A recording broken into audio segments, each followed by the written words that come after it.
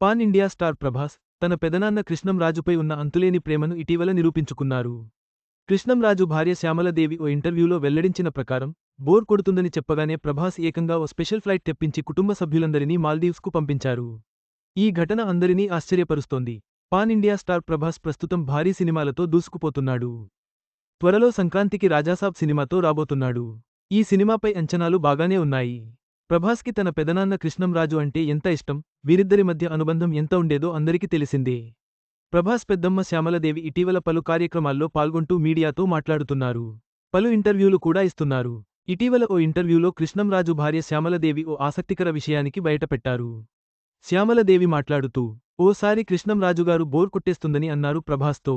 దాంతో బాబు special flight తెప్పించి మా అందర్నీ మాల్దీవ్స్కి పంపించారు.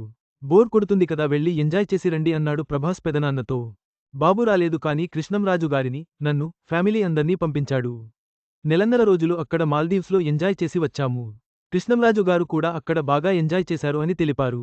ప్రభాస్ భోళాతనం గురించి అందరికీ తెలిసిందే. ఫుడ్ కడుపునిండా పెట్టడంలో, ఎవరికైనా సహాయం చేయడంలో ప్రభాస్ ముందుంటారు. కానీ కృష్ణంరాజు జస్ట్ బోర్ కొడుతుందని అడిగితే ఏకంగా స్పెషల్ ఫ్లైట్ తెప్పించి అందర్నీ మాల్దీవ్స్ పంపించడం ఏంట్రా బాబు అని ఆశ్చర్యపోతున్నారు అంతా.